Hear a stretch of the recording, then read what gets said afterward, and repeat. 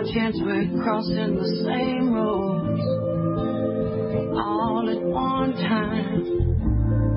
Even if you say it calm and no time to beg out gracefully, one thing I know for sure, there'll be no doubt when you see you are right smack dab in the middle of it.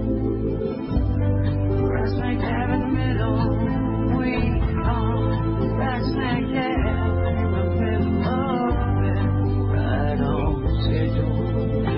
The Secret Truth.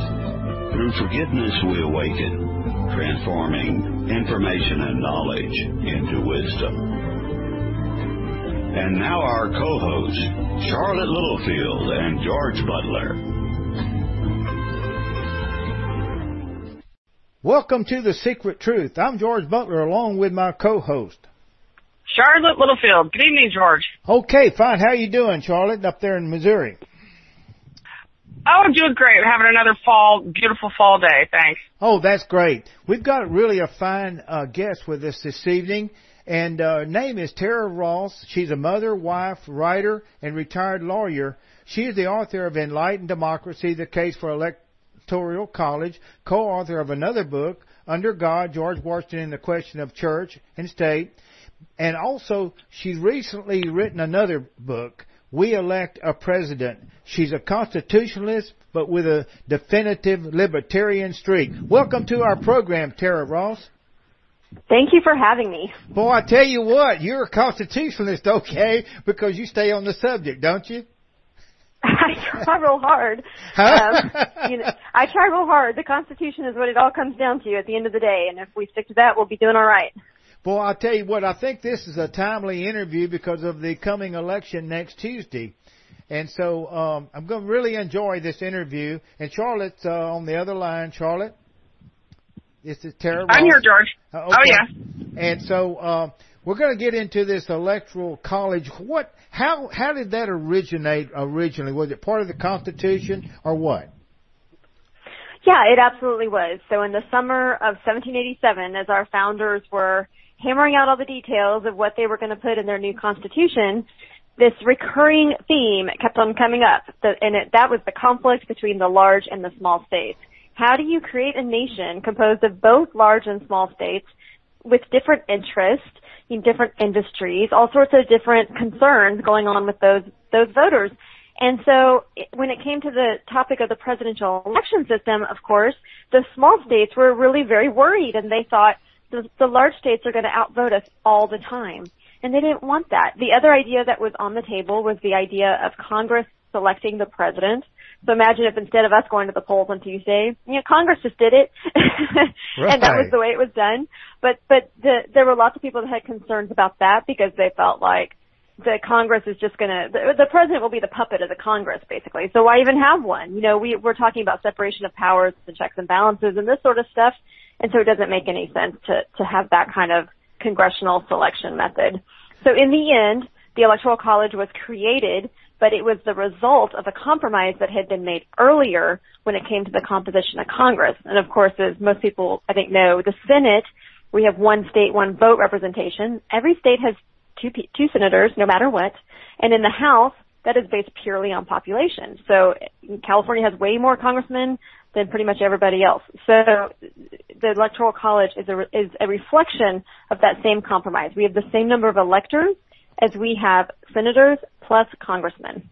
Right. So it was trying to get around this tyranny of the majority of these large population centers. Is that what actually they set up a mechanism to keep these big populations from dominating? Would that be a good statement?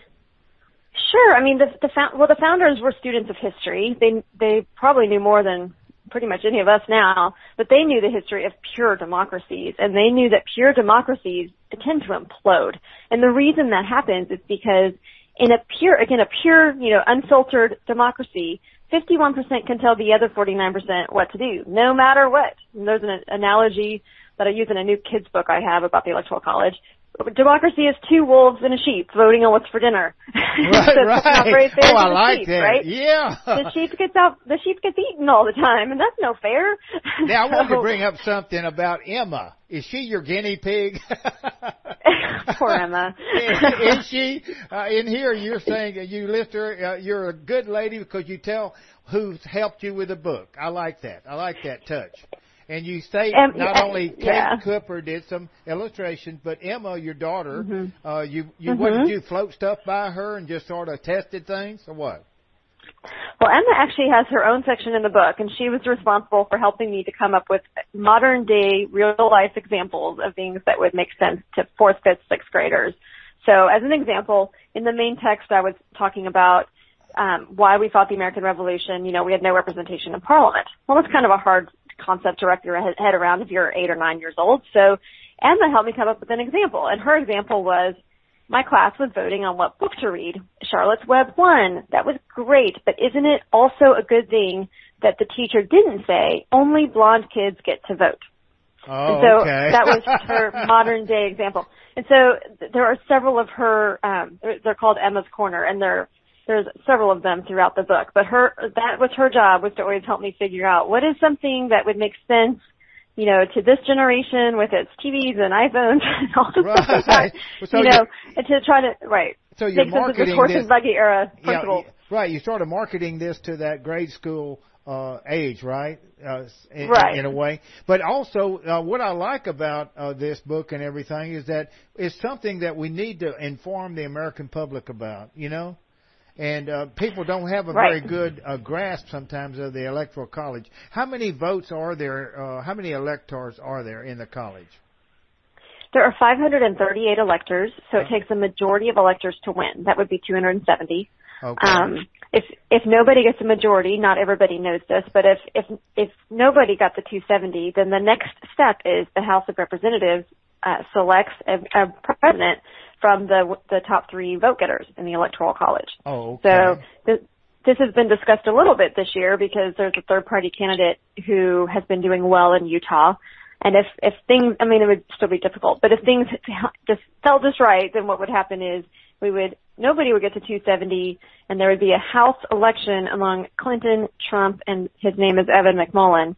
And so in that House election, each state gets 1 vote. So California gets 1 vote, Texas 1 vote, Wyoming 1 vote. Everybody has 1 vote. Okay. Which people, to us sounds a little crazy, but to the founders, it was just yet another compromise between the large and the small states.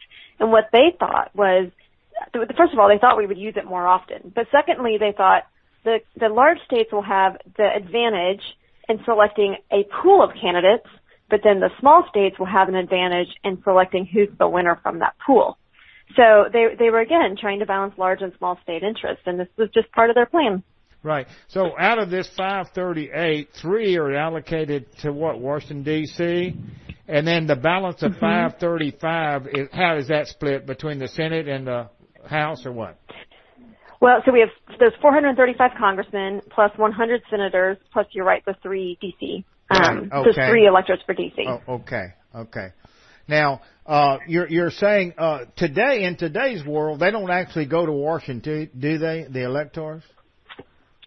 They've never gone to Washington, and that was okay. Another thing that the founders wanted to do. They thought if you have this body of electors that is elected for a one-time purpose, they wanted to make them hard to corrupt. Okay, so if they're elected for a one-time purpose, and you don't have them meet in a central location, they're each in everybody's state, then that would make them harder to corrupt.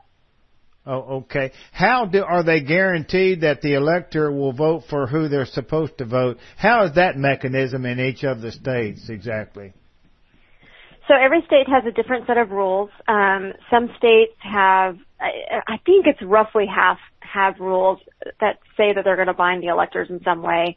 The other, roughly, I think it's a little bit less than half, don't have any rule like that at all. So that the electors are either bound by just a promise that they've made to their state, to their state political party, or they may not be bound to anybody at all, and it's just, we assume that's what they're going to do because that's what they've always done.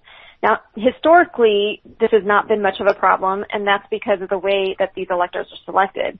They are party loyalists, I think something else people don't always really realize is that when you go to the polls and you're voting for a candidate, you're not actually voting for that candidate, but you're voting for a slate of electors behind them. Okay, so I'm from Texas.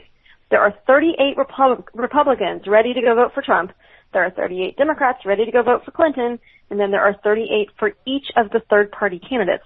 So we're not asking, if Trump wins Texas, the 38 Republicans will go to Austin and cast the votes, and the same thing for each of the other candidates if they win. Right. So we're not asking a Clinton delegate to go vote for Trump or a Trump delegate to go vote for Clinton. Okay. We're asking people to do something to vote for their... Okay. Go ahead. Oh, I was done. Oh, okay. So historically, this hasn't been much of a problem. There have been fewer than 20 faithless electors in history. Oh, okay. So in some of the states, though, it's not clear cut. Then is it, huh? About what their obligations and so forth. I mean, tradition has happened and sort of unfolded, right? A tradition, is that right? Well, it is something that's developed over time. Certainly, in the beginning, not every state held a popular vote at all. Some states would just appoint their electors directly, and they retain the right to do that at any time. They could just do that again if they wanted to. But over time, we have, this is what people have indicated that they wanted, and this is what state legislatures have done. And so we generally use popular elections to elect our electors. And historically, this is a system that has been pretty straightforward and has worked pretty well. I think this year you're hearing issues about it more than normal. Right. It's the reflection, I think, of the year. Yeah, Charlotte and I 10 years ago, our first program was about election and voter fraud. Can you believe that? Almost to the day, November 1st, 2006. We started this program, The Secret Truth, and our first program was on voter and election fraud. And now it looks like that there's a lot of things going on. What do you think about these electronic machines? What's your idea about that? Oh, gosh. I probably will leave it to people who study that. What I will say, though, is that the Electoral College is actually a great safeguard, believe it or not, against voter fraud. And the reason is because in order to steal an election, you need several things going your way. Okay. First, you need the national election to be close. Okay, so if it's like 5 or 6 states determining the thing, that's not a close election, right? You'd have to swing 5 or 6 states to steal 5 or 6 states. The other thing is the states that you would need states with the right number of electoral votes to also be close. Okay. So, right? So then the other thing is you would need to be able to predict in advance which state you need to steal. And so right now we have a situation where the other part of it is that it's probably easy to steal votes for the Democrats in a place like California, which is going Democrat anyway. So who cares how many votes they steal there? You could say the same thing about Texas and Republicans probably. If a state is that safe, where it is that easy to steal votes, then probably it didn't really matter. And where it is hard to steal votes, where you want to steal votes, it is harder because there are more people watching. That's probably more of a swing state with more of a mixed bag of whether Republicans or Democrats are in charge of the state. So I'm not saying it's impossible because nothing's ever impossible. There will always be dishonest people, but it does make it as hard as possible because instead of having to defend every single precinct in the entire country from stolen votes, you're just down to your top, I don't know how many, but your top handful of precincts that you're going to defend. Well, Charlotte, what's your opinion about these? Charlotte and I sort of reached the conclusion that we need to go back to paper ballots, though, because then there's a hard proof. What is that about what you think, Charlotte, or what?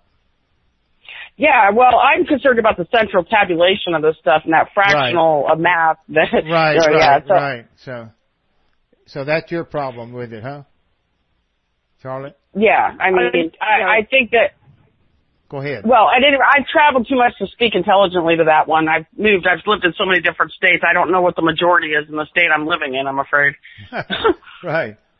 So, Tara, we've reached the conclusion, that this paper ballot thing is you can go back in and open that box up and start counting it, This electronic thing is really tough. Now, one of your questions here, if Hillary's elected, she couldn't be impeached, could she? Or what?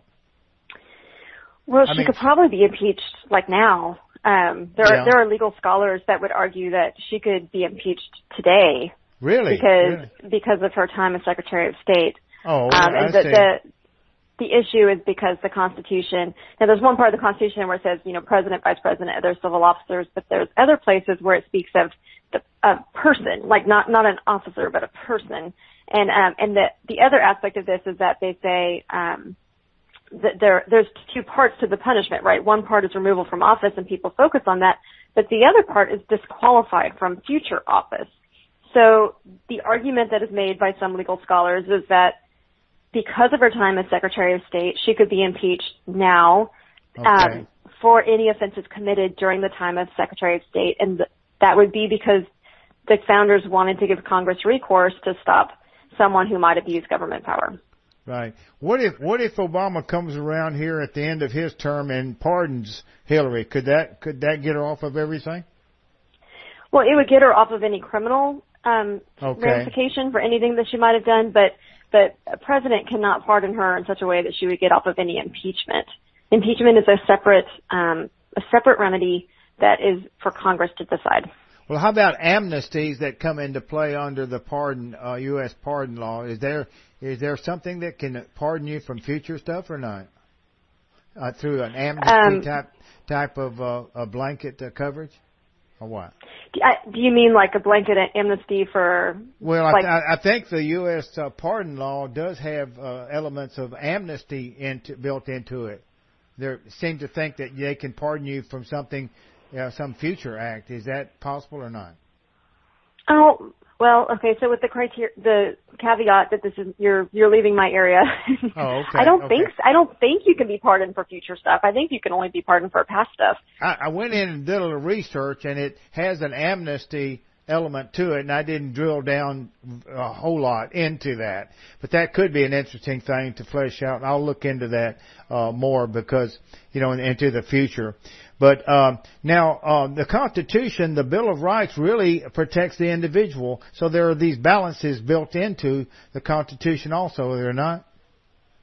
Yes, of course. And I mean, that was the structure of the whole thing. The founders thought, we can't trust government officials with too much power because they're human beings who are corruptible, who are imperfect, who are power hungry sometimes. There were also other checks and balances on the people, honestly, and that's basically to protect from that analogy I described of two wolves eating the sheep. So the founders just kind of thought, look, all around, people are imperfect, and this has ramifications. And even when people don't mean to stumble, they do. And so they just wanted lots of checks and balances throughout their government in lots of different ways. And they just felt like power, struggling against power, basically, is the best way to check these kinds of tendencies. Right. It seems like, though, with the power of the media today over what it was in 1800, things have changed a great deal, see? And so the public is being able to be manipulated, it seems like, more in a scientific way almost. Has the consolidation of all these media companies, the conglomerates, been a real problem to maintaining our freedoms and liberties, or what? Well, I mean, I think Thomas Jefferson had a lot to say about if the media is not honest, then that's pretty terrible. It is. But, and it's getting that way, it seems, But I also think at some point, anything that goes wrong, we the people have only ourselves to blame at its heart. I mean, I do think that the more uneducated we are and the more uninformed we are about our political system in general, the easier it is for us to be swayed by whatever story the media chooses to run that day, And so I hope this election, obviously has been a little bit crazy. I hope that one silver lining is that people will take time to learn more about their political system and why things have been set up the way they are. It's made me really sad this year. There have been several points at which I thought things are being misunderstood, like checks and balances and safeguards in our system were being misunderstood, like they were a problem because they went against democracy or something. But that misunderstands our system, which again is just a series of checks and balances. We are self-governing, absolutely. I mean, the founders fought a revolution because they wanted to be self-governing. We are self-governing. Right. Sure. But we have checks and balances too, and that doesn't make the system somehow rigged or, in any way terrible. It just means we have checks and balances. Right. This Trump candidacy, though, has it activated people that were not active politically before? Has his campaign just activated a number of people that were sort of inactive or apathetic about politics? Would you say that? What's your view there? I don't know. I guess we'll see what happens on Tuesday, and we'll decide. We'll see what happened then. I kind of don't know how to analyze that, just to tell you the truth. Yeah, right. And of course, all of these email things are continuing to come out all the time. There's a record also turnout in early voting. I guess you have that in the Dallas area too occurring, but you have a lot of cities up there. Yeah, but who knows why they're doing it, right? Huh? So I mean, are they?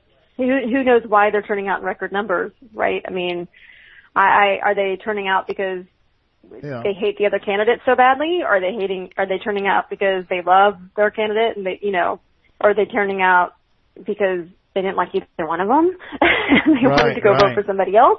I mean, I feel like, I was looking at the story about, and I don't know the answer, but I was looking at the story about 1948. Do you remember the headline, Dewey defeats Truman? Right. And the pollsters were all wrong.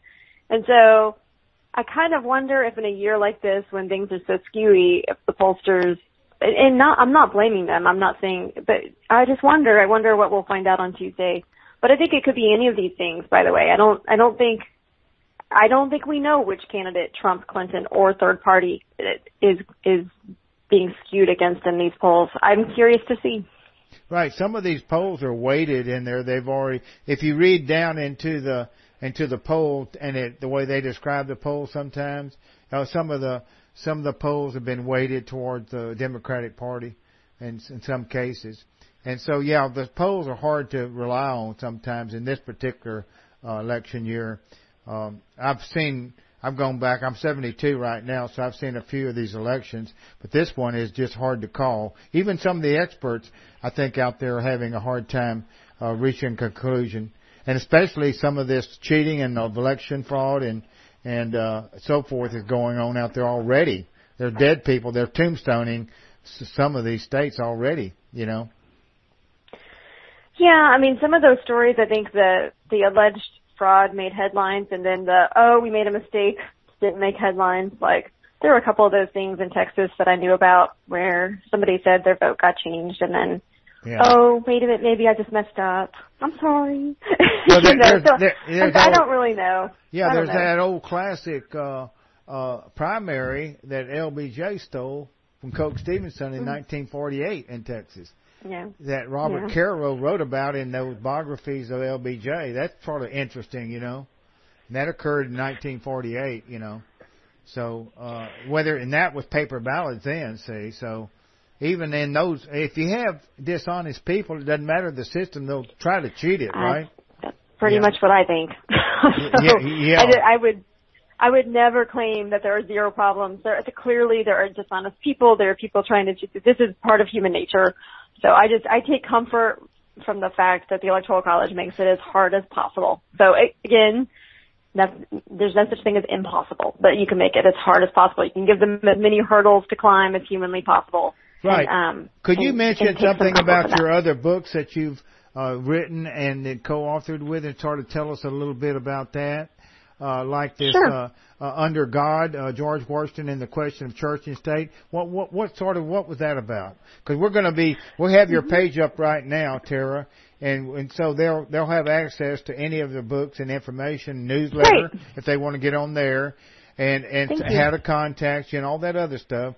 But what about some of these other books that you've written also, along with this last one, We Elect a President? What about some of those books? The Case, Under God, that one. What about that book? So George, Under God is a book that I wrote with a lawyer named Joseph Smith from Colorado. Okay. And basically, we just wanted to spend time studying what George Washington had to say about matters of church and state. There is such a disproportionate amount of attention paid to Thomas Jefferson, and really just one letter that he wrote, right. Which is where that phrase separation of church and state came from. Okay. And George Washington, on the other hand, so Thomas Jefferson was overseas. He wasn't at the Constitutional Convention. He wasn't there when the Bill of Rights was written. I mean, he was serving his country overseas, but he wasn't here for those critical events. George Washington was. Okay. Not only that, but George Washington dealt with a lot of issues that you don't really even think about until you stop and focus on it. He dealt with Quakers who didn't want to fight because it went against their religious convictions, chaplains in the army. There was points at which missionaries were going to be sent out into the frontier and to try to help out there. I mean, there were lots of different things that came up while he was general and while he was president and yes. even during his time in state service. And so we just trace his life from beginning to end and what his views were, what the issues were he had to deal with in each of these phases of his life. And basically came to the conclusion that George Washington was just kind of a practical, pragmatic kind of guy, and he saw that if you want to have successful, self-governing nation, then you need to have a moral and virtuous people. And if you want a moral and virtuous people, well, you've got to have religion. So, but when he did it himself, he tended to do it in this kind of non-denominational way. He tried to be inclusive. I think he probably knew better than anybody from his time in the Army what a great diversity of people were in this new country. And so, he was more monotheistic than not, more Judeo-Christian than not, but you can find exceptions even to that. Like when he was speaking with Indian tribes and such, sometimes he would use the phrase, Great Spirit or something like that. So I think he was just looking really hard to find a good balance where church and, the state and church could work together in partnership, without endorsing a particular denomination. And I think he struck a pretty good balance most of the time. Right. He pardoned the leaders of the Whiskey Rebellion. He gave them pardons. I didn't know that until I started studying the pardon thing recently.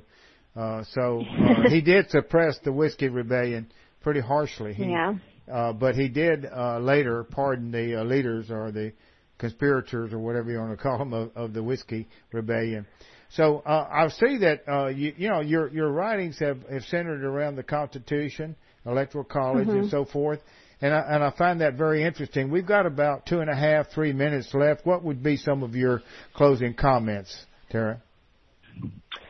Oh, we just the other thing that I do sometimes I have a Facebook page where I post a historical moment every morning. Oh, okay. And that can be, it's often American Revolution related, but it's other things too sometimes. And I think what I most would want people to know is just what a great nation we have. And there's so many great patriots that went before us, and not to believe some of this, it's just that there's so much sometimes to people trying to make us feel like ashamed of our heritage or something that, everybody's got some bad stuff that they wish they could change. But overall, America has been a force for good and for bravery and for perseverance and for, it's just freedom and liberty. And I would just encourage people to spend more time on your own, finding resources, reading biographies, doing whatever, but just learning more about this, not through a media filter, because we have so much to be proud of. Right. Charlotte, do you have a contribution or a question? Charlotte? Oh, no, I'm enjoying the conversation. Thank you. Well, this has been a very nice interview, and I really like your view, Tara. You've got a very balanced, very pragmatic view, and you really described the Electoral College real well. And I think many of our listeners understand it a little bit better than they did before. I mean, there's this population, there's a certain group out there that wants it all total popular vote, right? The majority of the tyranny of the majority gang, could say. Mm-hmm. But I believe you make a very strong case for something that is more balanced, and I think better for our democratic republic than without it. So the Electoral College is a positive vote in my book. And also you've written some very lovely books and so forth, and we certainly respect your work and your dedication to the Constitution and to the United States. to America. Well, thank you so much. I appreciate that. Well, Tara, thank you for being with us this evening, and Thank you, Tara. we have up all of these. Charlotte, any comments, Charlotte? No, I just want to thank Tara as well. Thank you very much. Okay, Tara. Thank you for having me. Yeah, thank you very much for being with us, and we have up all these click-offs right now on our homepage, thesecrettruth.com. But thank you so very much for being with us this evening, and good evening. Good night.